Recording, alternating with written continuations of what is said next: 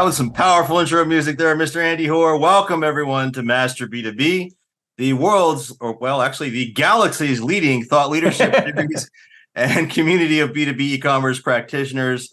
My name is Brian Beck. We're here today to talk about digital maturity. I am thrilled to be joined by Andy Hoar, longtime Silicon Valley veteran, former VP of e-commerce B2B at Forrester, CEO of Paradigm B2B. Andy, got an awesome topic today. Welcome. Yeah, no, this is going to be great, actually. Well, they're all great, but this one's sort of special. It's not another webinar, it's a webcast, and we're going to do interviews. So slightly different format, which we'll talk about in a moment. For those of you who don't know Brian, though, Brian is a 20-year industry veteran. He's been a practitioner, both as a B2C side with PacSun, the B2B side with Harbor Freight Tools. He's been a consultant. He wrote a book called $1 Billion B2B E-commerce. And I always forget to mention this. He's a managing partner at Insiba, which is an Amazon shop that helps people learn to sell better on Amazon. So, Brian, when do you have any free time? That's ridiculous. I don't sleep. It's all good. No, it's fun, Andy, because these topics are all interwoven. And today we're going to talk about digital maturity. And in fact, marketplaces and Amazon's part of the overall model. So we'll get into that later. Folks, this is a webcast. We're not debating, but we are going to have some spirited discussions today. We have some fabulous folks who are coming on to comment on digital maturity, some folks who are way down the path and who've learned a lot along the way. We want to hear from you, though, so please put your comments, questions into the Q&A box as we go through our session today. And by the way, this will also all be recorded, so you can watch it and share it with your friends and colleagues throughout the galaxy afterwards. So, why the galaxy today, Brian? Is this you saw the intro. Galactic? Yeah, we were light warp speed. I get whatever it. It's called. Yes, and Sure, that makes sense. Exactly. So, we have four dimensions in our digital maturity tool. We did some research, and Andy, I know you want to orient us a little bit towards this. This is a maturity model. We got to ask these questions all the time, Andy. Where am I in my digital maturity? What do I do next? And this is our attempt to help practitioners solve for this and figure out how do they close the gaps? But go ahead. Why don't you describe the model for everyone here before we get into it? Yeah, so about 2-3 months ago, we released some, we think, kind of cutting edge research around digital maturity models for B2B companies.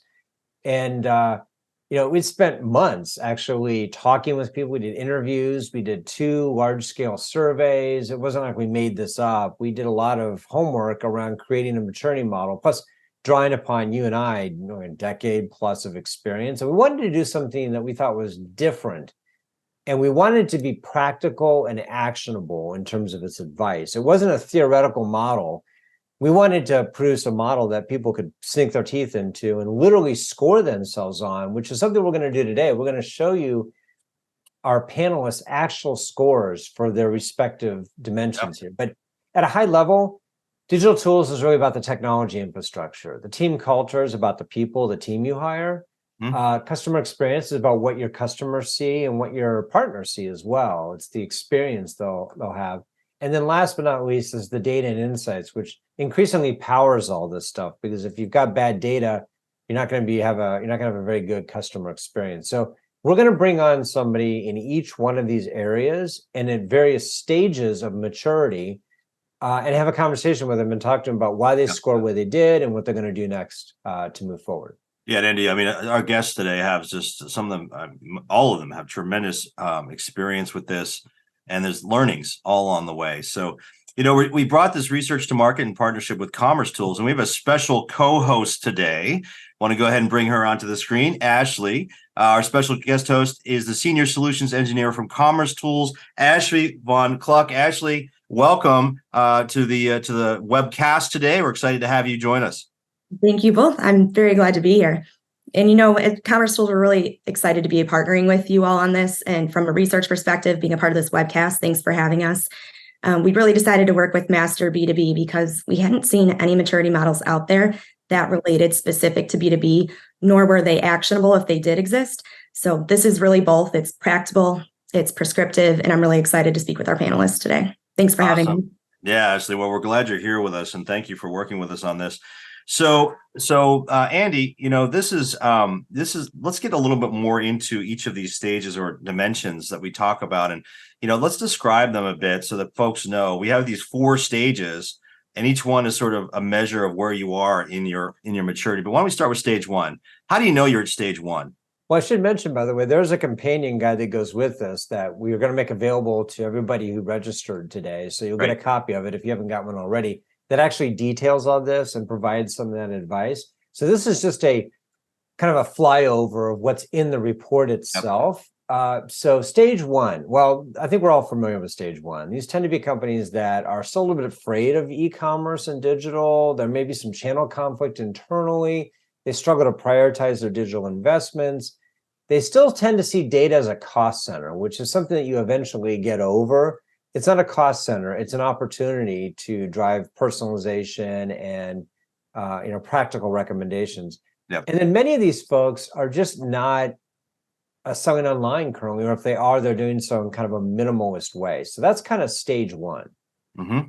So stage two is a step up from that. And these are people who have probably hired somebody from the outside because they realize that there's a lot of change management associated with digital maturity. And oftentimes somebody internally, for a lot of reasons, can't make that change happen. So they tend to bring people in from the outside who might have a small team. They're moving forward on their technology stack. It's not so much an old system they built in-house. It's legacy and modern systems, kind of a combo of the two. This is what we found in our research. Data is still mostly siloed, but at least it's not the enemy. And they're starting to kind of realize there's a driver here behind a lot of this stuff. And then lastly, the sales teams have started to embrace customer desires and the omni-channel experience. And we're going to go into some detail about this in the interview. So that's stage two. Those are both still on the starter intermediate side of things. Then stage 3 and 4 go from starter to between intermediate and advanced. So in terms of a maturity model, which obviously implies maturity, you have people going from stages, but also qualitatively, they're reaching different milestones. So now we're on the intermediate side of things, heading to advanced. Stage 3, as you'll see, is kind of a step forward here. It's a step up. Large groups of the organization understand that they're contributing directly to the larger digital success. And as a result of that, there's buy-in that starts to take place. Not as much as needs to be, but before, maybe there are people fighting one another. In stage 3 company, they tend to be sort of buying in. They have mostly modern technologies. They're operating hopefully in real time, taking steps toward AI. You can kind of see where this is going. The data is cleaner.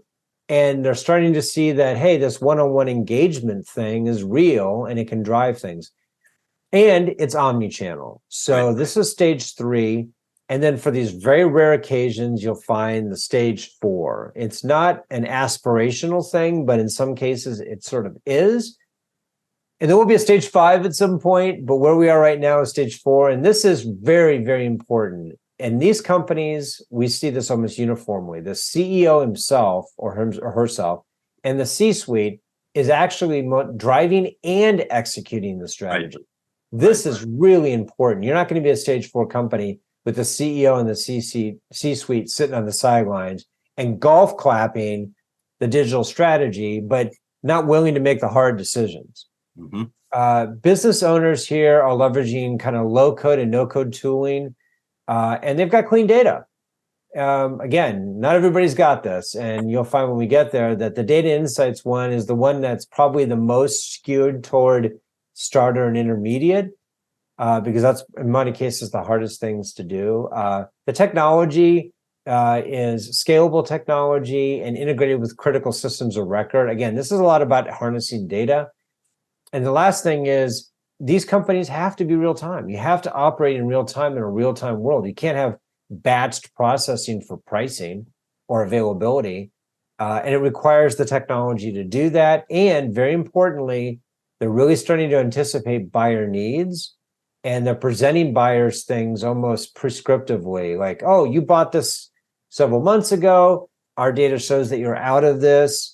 Again, this can all be done in an automated way, which is very cost effective and very helpful for buyers. So that's kind of the overview here. I mean, there's a lot more detail. We spent a lot of time on this. The document's 25 pages long, but we're giving you the flyby here. But it's a practical tool, Andy, and I think we'll hear that from our our folks who are joining us today. But, sort of before we get started, we do want to know what you think the most important dimension is. So we're going to throw up a quick poll here and go ahead and vote on that while we're waiting for that. Andy, I'm looking at who's joining, and it's really just one quick point about this. Yeah. You can't do everything. Obviously, you have to spin a bunch of plates. But the reason we're asking this question is because you do have to sort of decide what's the most important thing to you. And so we were just curious, among the people watching this right now, what does kind of jump out as the most important? You can only select one. Okay, sorry, Brian, go ahead. No, that's okay. But I was just looking at the list of people who registered for this. I mean, clearly there's a demand or interest in assessing this for folks. I mean, Andy, you see some of the folks who joined us and commented ahead of time on LinkedIn and other things. Who are you seeing doing the voting and coming into our session today?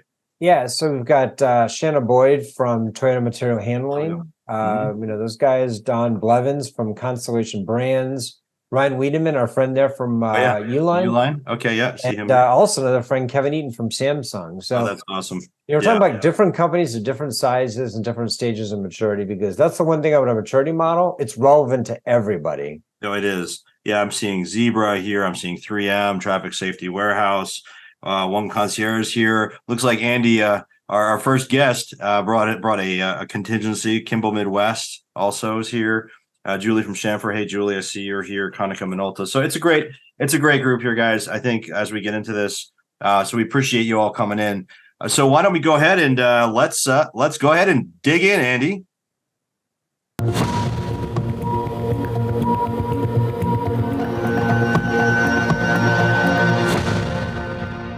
Well, our first dimension, and we can figure out what dimension this gentleman lives in, but we'll get to that in just a moment.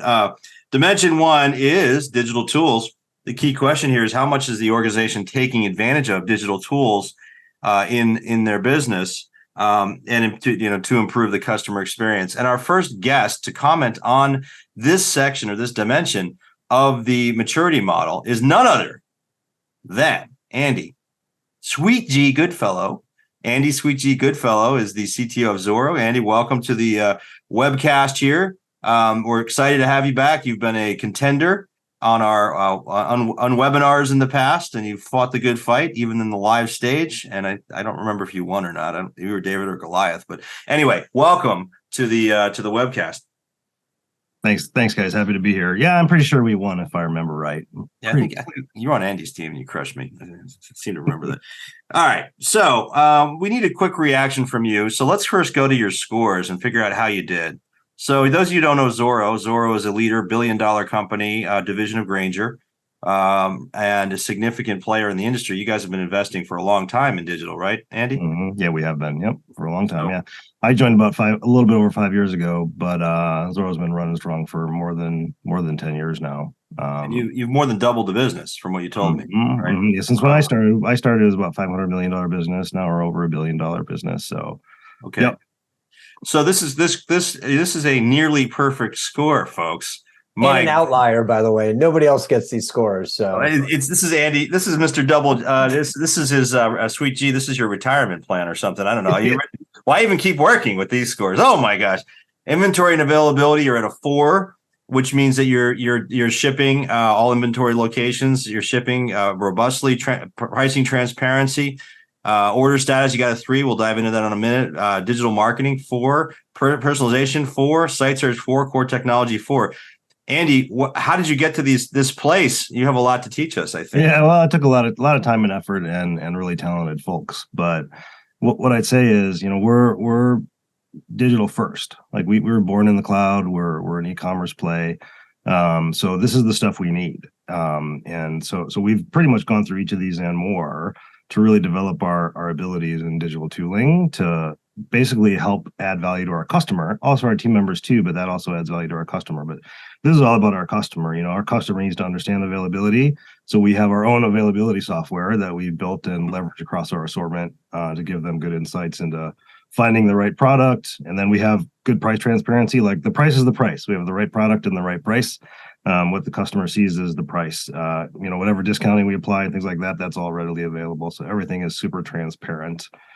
We use tons of digital tools for marketing and search and all of our core stuff obviously is all digital because we're all in the cloud. So we need to be super advanced in order to kind of function at the level of scale that we function at with our assortment size, with the amount of traffic we get. Like it's a thing. If we didn't have the digital tooling, we couldn't scale to the size that we scale at right now, much less aspire to in the future. So it's a thing. I would say digital tools are a thing for us. So I do have to ask about your order status. You're 1 point away from perfect here. Yeah.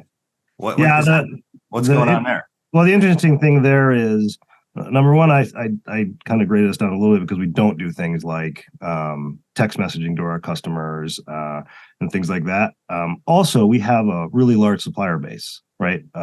Thousands of suppliers. So how to track all those orders from different suppliers, that's a challenge that, remains a challenge and will probably be a lifetime kind of problem for us to solve for. So I don't know that we ever get to like the tippy top of the advanced scale with that, just because we have different suppliers that are at different maturity, places themselves. So okay. Whatever we can interface with, as mature as they are, we will. But some of them are just not gonna have that level of maturity, so we won't ever get there all the way. It'll be a problem that we'll have probably forever. So one more point, and then it's off to relax on a beach on an island somewhere. Excellent. Actually, you've seen all those lots of. At Commerce Tools, you guys see a lot of different things, a lot of different instances. What do you see? What are you seeing with regard to these kinds of tools, and particularly this particular dimension? What examples do you have? Yeah, and I'd say this transformation into digital tools and infrastructure, it doesn't happen overnight. And right. Although we have a perfect score here by Andy Sweetjee, almost. I think that is definitely an outlier. They've done a remarkable job, but I think it's important to remember that you can experiment, you can start small. You don't have to have an army of developers or the A team always to prove things out, but it helps. And, Andy's team really built out their initial MVP with an actual business problem. And I think that's the beauty with also having a composable commerce architecture underneath that allows you to really test out these different tools and see what sticks. Interesting. Andy, and actually, thank you, Ashley, for that, because it raises another quick question I have for Andy. That's not you, Hoar, the other one. Sweetjee. I'm just going to call you Sweetjee. Okay, so you've been down this path. You've taken this business. You've freaking doubled it, right? You almost perfect score. Oh my gosh. Where do you start? Okay, so you're you now at a company that's not here, that's at zeros or ones on these. Where do you start? How do you start? I would even say when I started at Zoro, we were at this place that you're talking about now, even though we were born in the cloud. So if you think about IT in general or technology as a cost center, or you think about how do I avoid risk, IT or technology is a risk for me, so I need to be risk avoidant. That is a mindset that needs to change. And I think that's where you start. Okay. So how do I look at technology, digital tools, that whole kind of sphere of things we're talking about as something that I can use to add value for my customer, right? Mm-hmm. And if I can leverage the tooling or the technology or my approach to it, and I can think about that in a different way as something that will create value for my customer, then you start to think about how I invest my technology, how I invest in the talent around technology, and then you start thinking different. At this point in time, the technology is moving so fast that you really have to pivot your thinking pretty quickly because the technology will just move all the competitors ahead on the field. So I think it starts with a mind shift change, and then because of that mind shift change, you start thinking about how you invest differently in people, processes, and technology. Okay, so let's assume we get that mind shift change done. What's the first thing you tackle here? Are there things that stand out to you here? Like, what is the near term? If you're you 5 years ago now, yeah, it makes sense. What dimension we're working in here? Thank you, Andy. What would you start with? Like, what's the place to go first? Well, I would think whatever helps my customer, right? Like I go back to what creates value for the customer. And if you look at this list, there's things that clearly create value for the customer. So if you can personalize your site so that it's relevant to the customer, start with that, right? Whether it's search, because customers are definitely using search online, that's their primary interface, right? Yep. But if you think about it from a customer perspective, if my customer is searching for gloves and I can give them the right kind of gloves, like if they're a dentist, I should be showing them disposable gloves, not like cut resistant gloves necessarily, because that's probably for more of a mechanic or a machinist, right? So Start there, invest in something that brings value to your customer. Then your customer will help you because they'll purchase more, obviously, and generate revenue, and you can invest more. So that's where I would suggest you start with what creates value for your customer first. Putting the customer first. Yep. It's hard to find a product by navigating amongst your 13 million, right? You need a good search. Yep. Yeah. Good. Well, Andy, that's wonderful. Thank you for your comments and for joining us today. I think we're up on time and we need to move on to our next guest. But Andy, thank you for everything and your thoughts, and congratulations on getting a wonderful score here. You are a light in our industry. Excellent work. Thanks, guys. All right. Awesome. Thanks for joining us. All right. Now it's time for Dimension 2. Andy, we're going right to Dimension 2. Let's.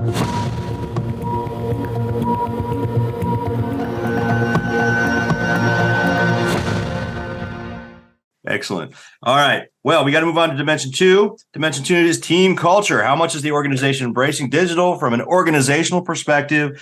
How much have they hired for digital roles, and how much has the sales team embraced the shift to digital? That is the biggest one, I think. Not much. Yeah, that's a big one, man. That's a big one. All right, Andy, you're going to host this one. So why don't you go ahead and introduce our folks we have here on this dimension? Yeah, so really thrilled to have Teresa Kuski, the Maverick, digital marketing director at Ergodyne. She's also been on before, so she's a repeat guest. So she passed the test. In fact, Teresa, you sort of spawned some of this discussion among us internally about doing this actual webcast, because you said that you took the test, unbeknownst to us, and it had such an impact on your thinking as an organization that you took it to your management team, and now it's gained some currency internally. So we're going to want to talk about that. But first, welcome. Thank you. I'm happy to be here and excited to talk about it. All right, what does Ergodyne do? What does Ergodyne do? You need to know what Ergodyne is. So tell us what Ergodyne does.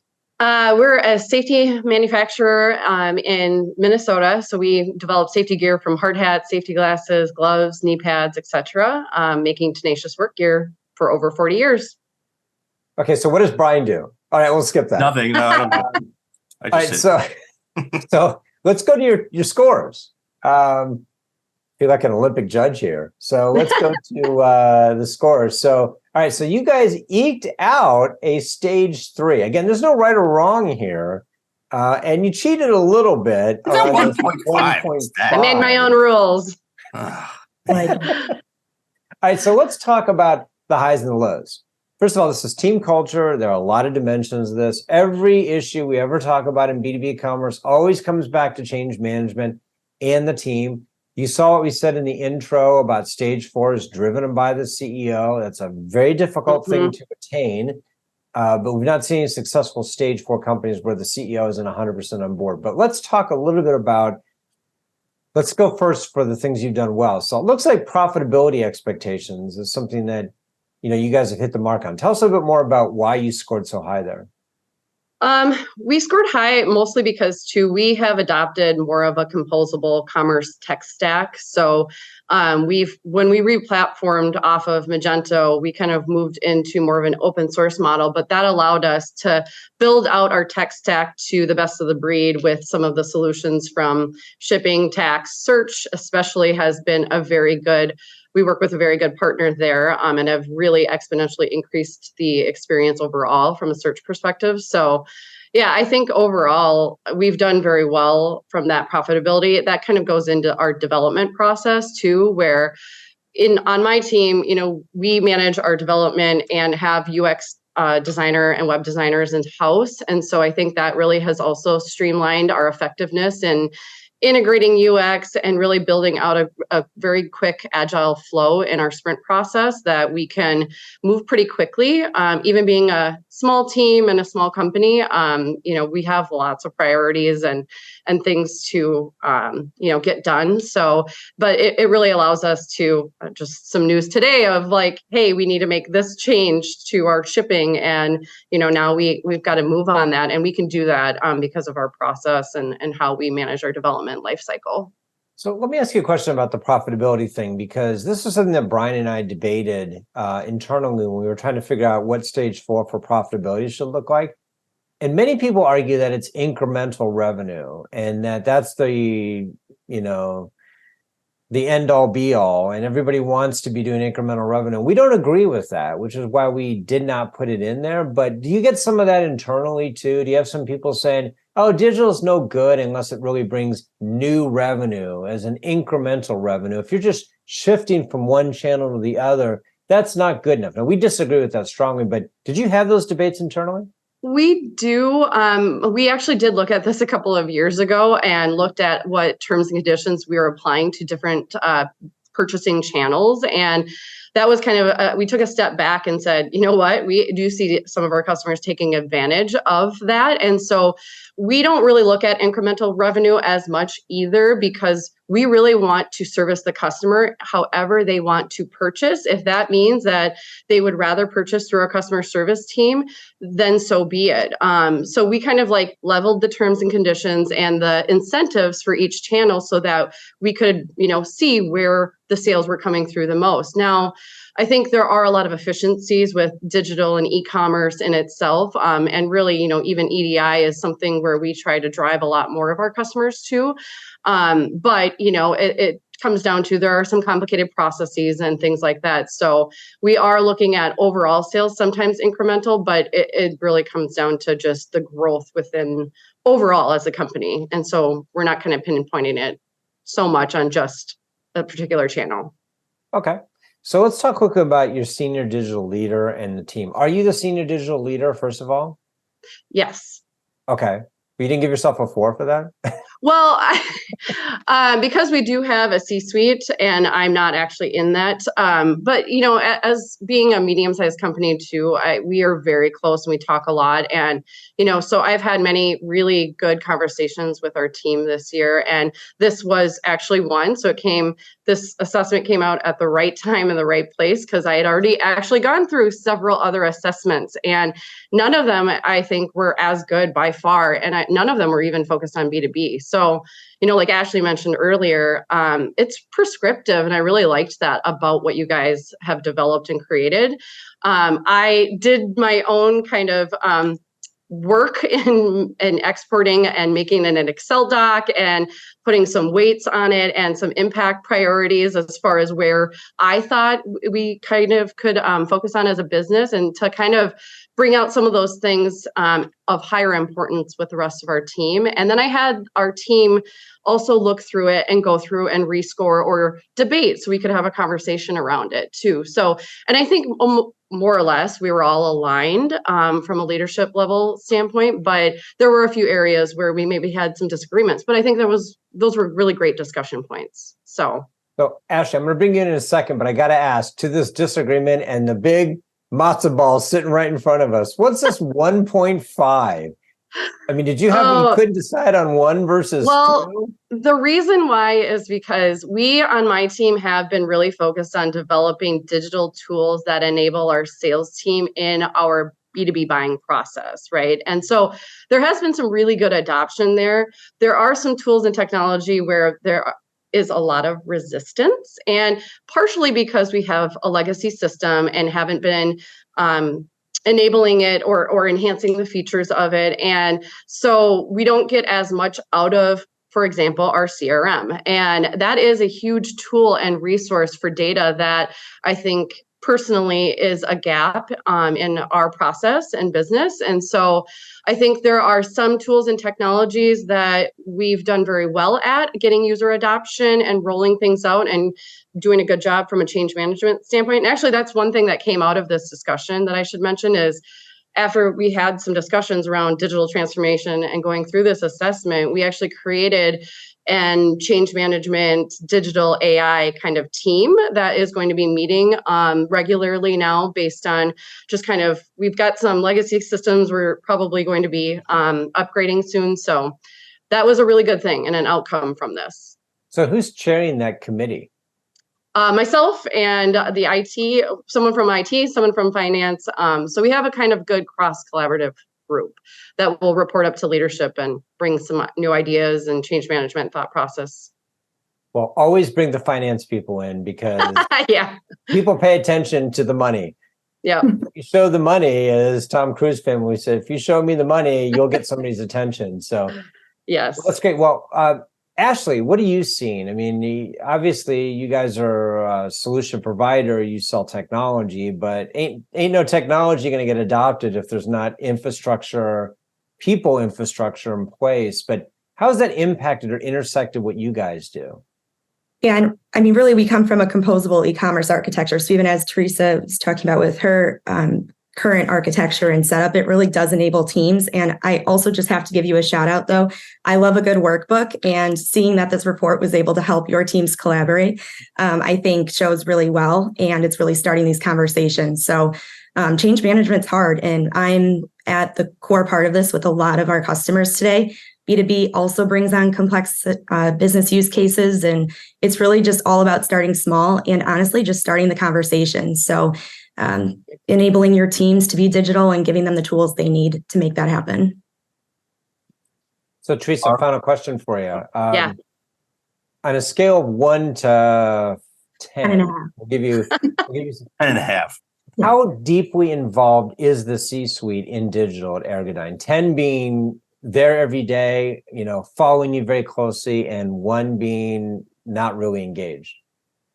Honestly, that's where I think we have been very fortunate in our business, that the C-suite, it's not a maybe super intentional built into our overall company like goals and strategies, but it is fundamentally been a part of our approach and our process. So I would rate us at an 8.5, just because I think that part of my conversation is to bring it up at a higher level and to really look at it across the company and all teams, especially with AI and, the technology advances that are going to be coming so fast. So that was part of my intention with this, is to get the conversation started, but really to kind of bring it up and be thinking about it at the forefront too, in all parts of our business.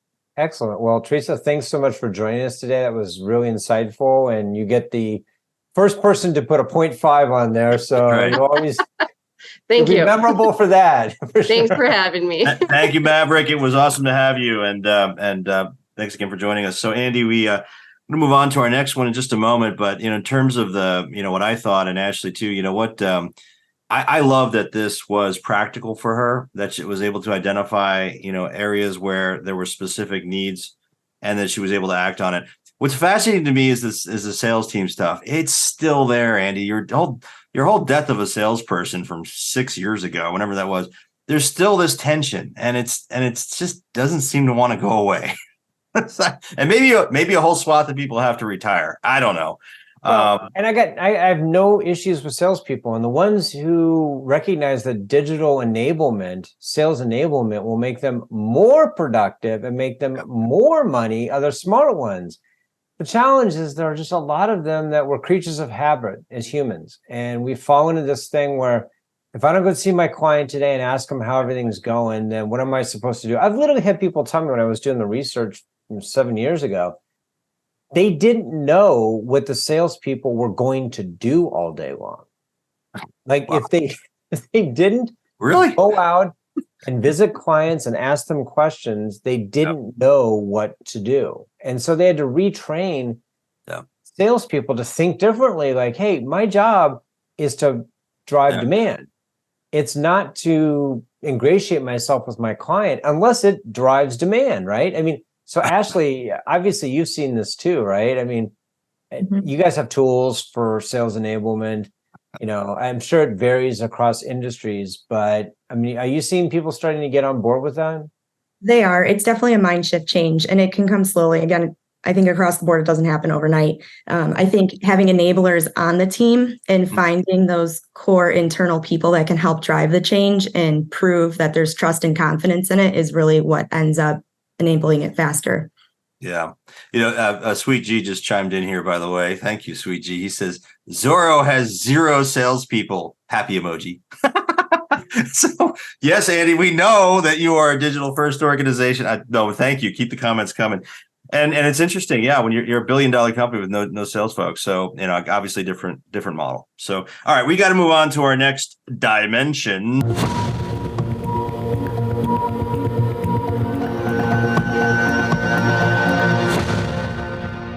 Dimension 3. Had to wait for We're in the third dimension now. We're heading for the fourth dimension. That's right. We're heading for the fourth dimension. Andy, you're gonna host this one, I think. Customer experience. How much is the organization focusing on creating functionality experiences that meets the demands of the customer? Jeff Bezos once said, Andy, Ashley, we're going to be the world's most customer-centric company. And they've done that. And they've obviously, there's something to that, right? So this isn't the tools necessarily, but this is the customer experience you're delivering, and the tools are enabling it. Anyway, Andy, we have a special guest here too. You want to go ahead and introduce the topic and our guest? Yeah, so customer experience, let's bring them in. It's Pekka, all the way from Finland. And I got to meet Pekka, gosh, what was it, about a year ago or so? I was doing some research for my report, and we ended up striking up a conversation, had a good one. And we gave you a good nickname too. It's Pekka, give him Helsinki, because he's from Helsinki, Finland. Thanks, Andy. Thanks for having me. Yeah, no, to be thanks here. for being here. So tell us quickly what Normit does. Yeah, so Normit is a manufacturing company for mining and tunneling industry. So we manufacture equipment, but also actually the bigger part of business is the aftermarket. So services, parts, consumables, and there the e-commerce helps, of course. Yeah, good point about that. It often gets lost in the discussion, especially in B2B, where companies go, what do they do? I mean, they're not selling $1 million devices online, and they may or may not be, but your shows how selling replacement parts, aftermarket supplies. In some cases, those markets are as big, if not bigger, than the primary market, right? Exactly. And actually, the services part is bigger than the equipment part in our case. So typically, our customers use the equipment really heavily. So we need to be able to provide the parts and services on that. But actually, over the past few years, Normit has undergone a remarkable shift in the new digital opportunities. So rather than viewing them as risks or cost sinks, we've recognized that there's a lot of opportunities for innovation and growth, and this being one of the areas. Well, so let's go to your scores, because your scores are kind of interesting. So you ended up being in a stage 2. Again, there's no right or wrong answer here, but I think it's very important to know where you stand so you don't overestimate your capability or underestimate your capability. So again, no right or wrong answer here. So you scored a 13. Looks like you've got, some plans ahead, some work to do here. But, I know from when we talked earlier, you were saying that you did pretty well around ordering and reordering, and putting e-commerce in place has actually helped you with call deflection, and that some of the customers onboarded themselves because they discovered that you had this on their own. I mean, that rarely happens, but that shows the power of digital. It's like, hey, it's out there. People might find it on their own. Yeah, true. Also, well, actually in the scores, you can also see that there's a couple of 3s, and we have already ongoing projects even to improve those. So whether we are talking about predictive models or the bigger digital portfolio, we have connected equipment and we get data from the fleet, and we can provide insights to our customers based on their specific needs, and we are moving towards the predictive part. So we are really good on those areas. But then there's gaps, as you can see. Well, let's talk about one of the gaps. Let's skip Amazon, because Amazon's not a big player in the mining industry right now. So I think that's probably, but they used to say that about every other category. You never know. So you never know. Right.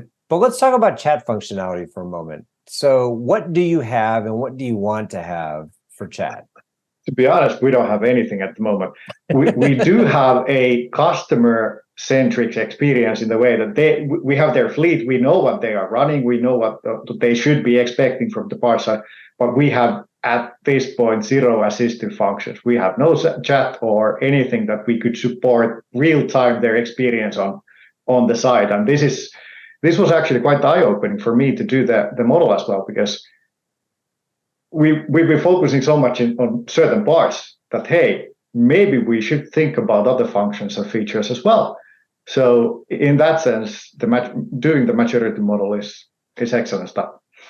So why do you think you don't have that assistive feature?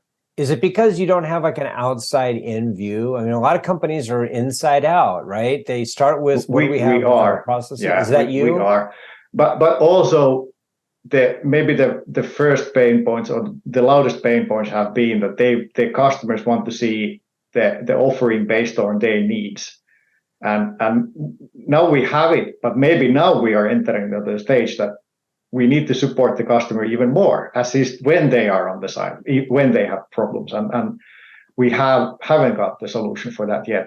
The other part is the payments. We are more or less like it's a closed e-commerce site. We have invoice only. I don't even know is the credit card option. We are global, and credit cards are mostly used. I think in the Americas, if we think about Asia Pacific or something, it's not needed there at this point. It's a business to business or invoice from business to business. But we have a lot of bigger enterprise customers, and they are demanding, for example, punch outs. So we need to explore those options as well. How do we have features for our bigger enterprise customers? And I don't know, does it go for the channels or the payments part, but definitely it goes for the customer experience. Well, and actually in the credit card thing maybe is more sort of, North America centric, but I think maximum flexibility around all sorts of payments is really critical, because at some point, people are going to use an Apple Pay to be doing this stuff. At some point, we're not there yet, but you have to be able to offer more than just invoicing, because invoicing obviously is time consuming, and it requires, it's a barrier to entry. Like say somebody wants to buy something, and let's say they can't arrange the internal purchasing for it, but they do have money for it, then it becomes a barrier. Again, this is all just friction, right? And this is your role, isn't it, to just remove friction? Correct, definitely. I will also say that we have experienced that many of our customers have their internal roadblocks as well. We would have quite a nice service, but their procurement processes are so outdated that they can't do the purchasing part, and this is what we are battling as well at this point. No, I think that's a really great point. So Ashley, what have you seen here in terms of how customer experience is affecting what tools people are going to be buying? I mean, obviously, Pekka's made the point that they were a little bit behind on certain areas, maybe some of the sales enablement, assistive things. But what are you seeing? Are people changing the tools they're asking for you to deliver because they want to upgrade their customer experience dramatically? Yeah, I think one thing that Pekka said, thinking about your customers who you're working with, you really need to be intentional and thoughtful about the changes you're making. And just because it's working for one organization or it's the new technology that's out doesn't necessarily mean it's going to work for your business at this point in time. So I think what we find is that most of our customers are coming to us with customer experience at the top of the mind, but they just really want to know how to fix something that isn't working or that they get feedback on so that they can deliver functionalities that are truly going to make their lives easier and easier for them to spend money with companies. So it's the ability to be able to deliver quickly and efficiently, and having a supportive architecture under that to allow you to be flexible, scalable, and take some of those risks without it taking up too much time or money or resources or contracts for that matter. Yeah, so before we let you go, Pekka, a quick question for you. If you could snap your fingers and make one thing appear today that's going to take maybe years for you to produce to enhance that customer experience, what would it be? Better predictive models still. We are working on, but we need to have the system or features in place that we know what the customer wants to buy already today, or today what they want to buy tomorrow. Yeah, good answer. Okay. Well, hey, Pekka, thanks so much for joining us today all the way from Finland. It's getting late there, so thank you for staying up late. Really appreciate it. Great having you. Have a beer. Give him Helsinki, not Helsinki. Thank you, Pekka. All right. Well, that was an interesting conversation with Pekka. Third dimension is so important to customer experience, right? And what was interesting to me about that is also kind of as we think about, one of those quadrants there, Andy, Ashley, was about introducing new lines of business. And I've seen companies that are down the path that have a flexible structure, something that they can, turn on a dime and be nimble with. They can do things like introduce all new, lines. I hear a lot from companies about introducing services and solutions versus just selling product. And this applies to distributors and manufacturers. I have an example case study in my book, Bosch Tools, Robert Bosch Tools. They introduced a whole series of services attached to their equipment and matching labor to equipment in the field and making their labor for their customers who are contractors more efficient, in their own operations. And they now sell this as a whole new service line for Bosch. They sell this solution. It all has to do with asset tracking and things, but it's a fascinating thing when you get down the path, what that opens up for you in these different areas. But you have to have obviously an infrastructure to support it. Any thoughts, guys? Yeah, Ashley, anything? Yeah, I mean, I think that it is truly remarkable how knowing that you can quickly make decisions like that and try new services, as long as you're intentional about it. It doesn't matter how many tools you bring into your box. You really just want to make it something that's going to be bringing value. And you don't want to waste a lot of time to find that out if it was a test for a new channel or a new business line. Well, I think, and taking a page from Amazon's book too, testing and learning is also important, right? Andy, go ahead, and then we got to get to our next dimension. This services thing is real. I mean, Pekka mentioned themselves, so they're doing pretty well in that regard. I think there are a whole bunch of industrial manufacturers whose models in the next 10 to 20 years are going to completely shift. They're going to shift away from making their margin, their profit off of selling a tool, an item, a device, what have you. Not to say they can't make money off of that, but it's going to be what data that produces. It's going to be what services arise out of that. Because the other thing about it is it gives you a monopoly. Right. It's your own system. Whereas they're competing with 10 other companies to sell that product. That's right. It almost makes sense to give the product away for free. I'm sure this is heresy, but give the product away for free and use it as an instrument or a conduit for collecting data, and then sell services, proprietary services on top of that. That's where the high margin is. And services always do better than products do when it comes to. We gotta leave it there because we got to get to our next dimension. All right. It's time for Dimension 4.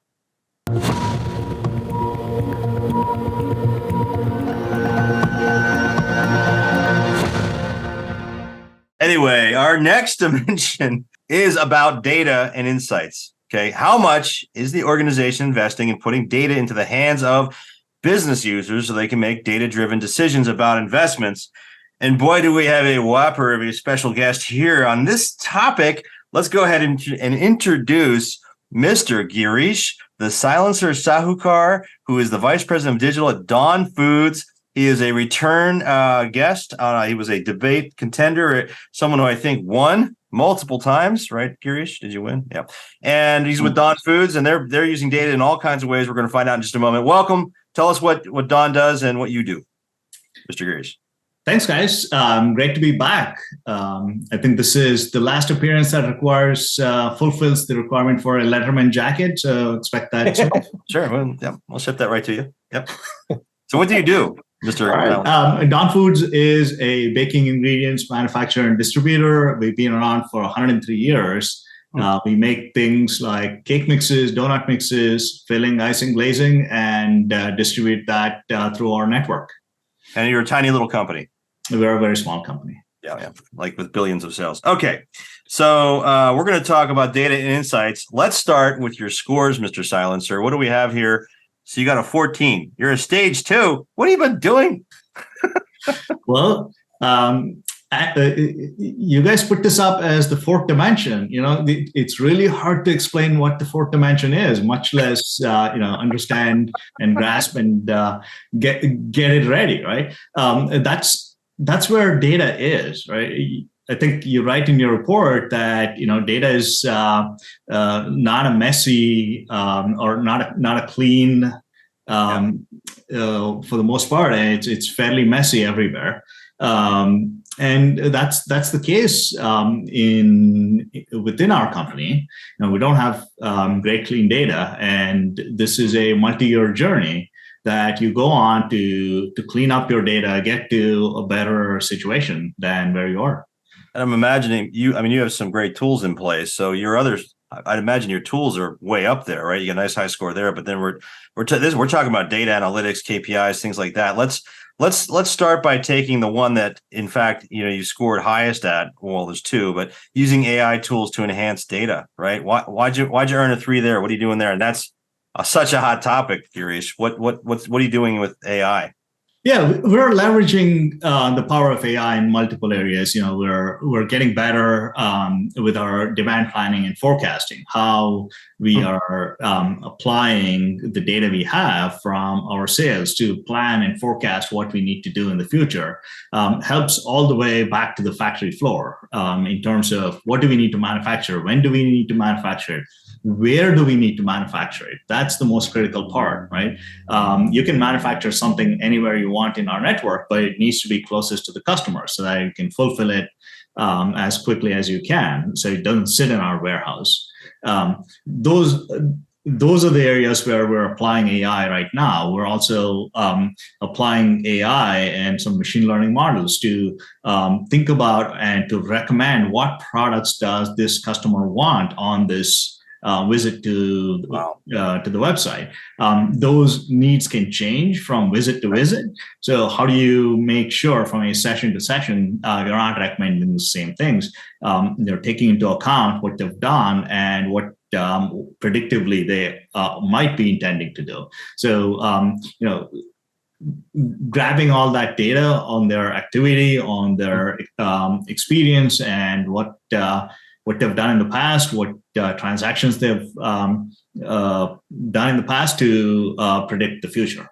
And that ties into your external feedback loop too, right? Which is your other one you scored a 3 on. Yep. Gotcha. Yeah, and it also includes some qualitative and quantitative voice of customer feedback in that loop. We've got a pretty robust voice of customer feedback program. We've got a great insights team, and we're always listening to our customers, both internally and externally, to develop all that.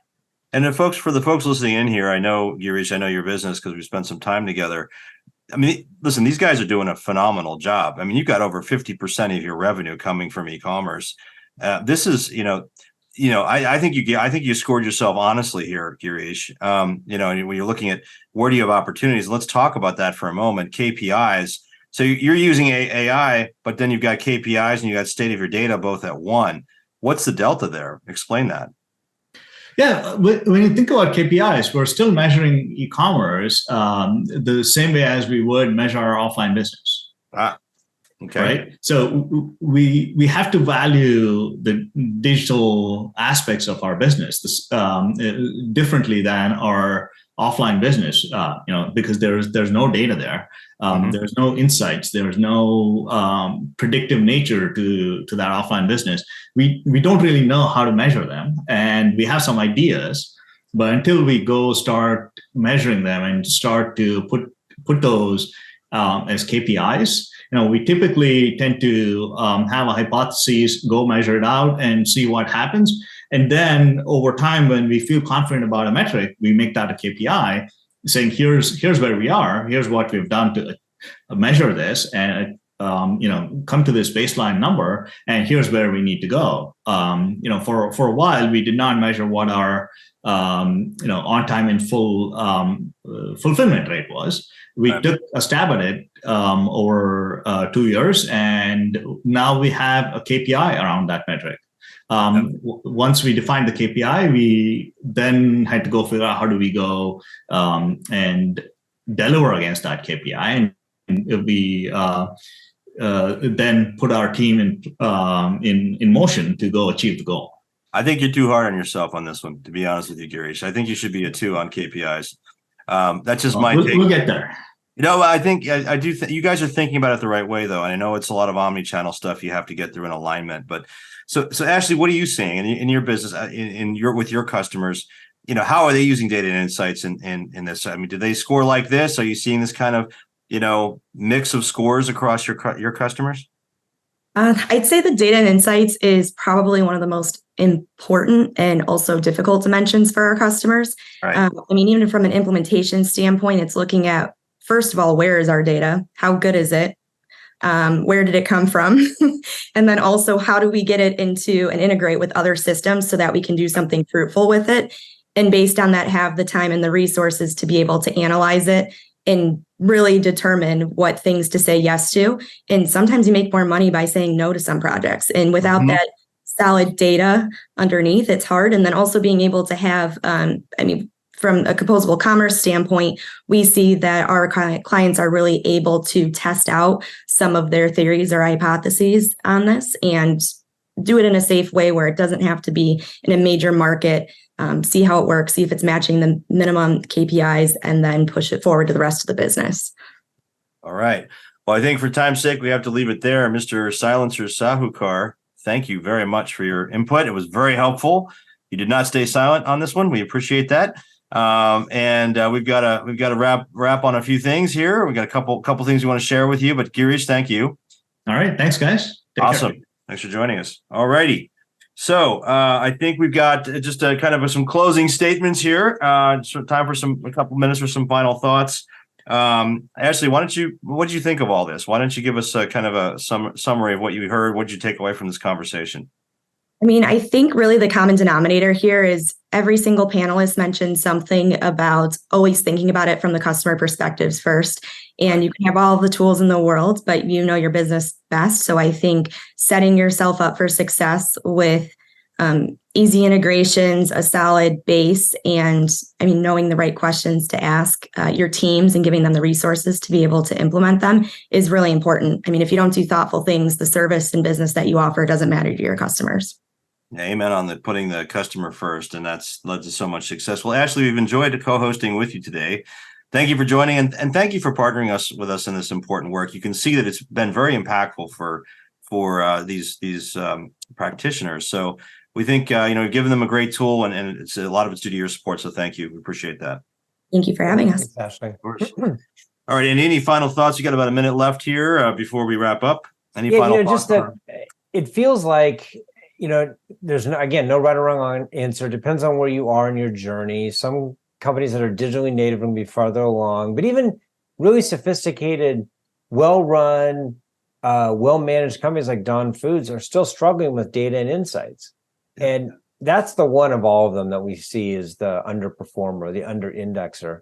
But it really is the case that everybody's got improvement to make someplace, but you really need to know where you stand if you're going to make the right investment choices. And that's why we did this maturity model, which frankly, it exceeded my expectations to hear people say that. We didn't tell Teresa to say that. She told us that. Right. People are telling us this is the one actionable thing we've seen in the B2B commerce space. And so that makes me feel good.